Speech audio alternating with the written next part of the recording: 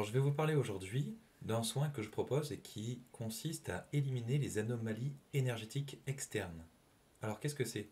Donc on parle ici des principaux types de blocages énergétiques qu'on va retrouver sur un emplacement du corps, donc souvent sur un organe. Et ça va vous causer des souffrances, voire des maladies, si ce n'est pas traité du tout. Alors, a contrario, un autre blocage très fréquent, ça va être l'anomalie énergétique interne. Donc, on verra ça dans une seconde vidéo. Alors, comment est-ce qu'on peut distinguer les deux? Il faut savoir que l'anomalie énergétique externe va dépasser du corps physique au point de pouvoir potentiellement la ressentir, côté énergéticien, au niveau du corps éthérique. Chose qui n'est pas le cas pour l'anomalie énergétique interne. Alors, ce type d'anomalie énergétique a pour origine un choc émotionnel intense ou un conflit important. Et ça se fixe sur le corps physique à un lieu précis, selon le type de conflit ou le choc émotionnel ressenti. Le lieu où se fixe ce problème n'est pas choisi au hasard. C'est un emplacement physique qui vibre avec le choc en question. Alors l'impact va être que le blocage énergétique, qui est en lien avec un organe impacté, va induire un dysfonctionnement de cet organe et favoriser donc la survenue de maladies.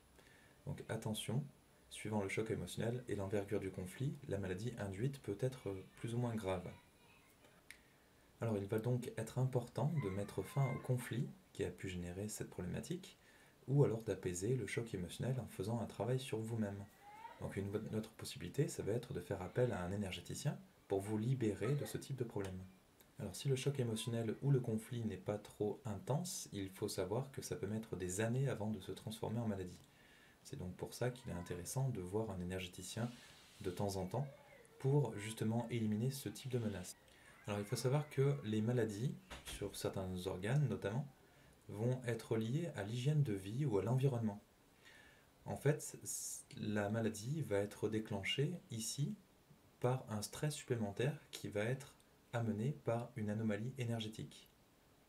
Selon l'organe ou la partie du corps touchée, on peut donc deviner l'origine du conflit ou le choc émotionnel en question.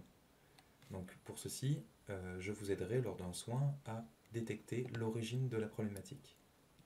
Donc c'est donc pour ça qu'un énergéticien va vous lever les deux blocages principaux, pour vous laisser donc la possibilité d'assimiler les expériences qui sont liées aux deux problématiques les plus importantes. Alors les bienfaits de ce type de soins vont être multiples. Ça va être par exemple de lever un choc émotionnel ou un conflit, de relancer l'évolution personnelle, de débloquer la circulation énergétique de l'organe ou de l'emplacement impacté sur le corps.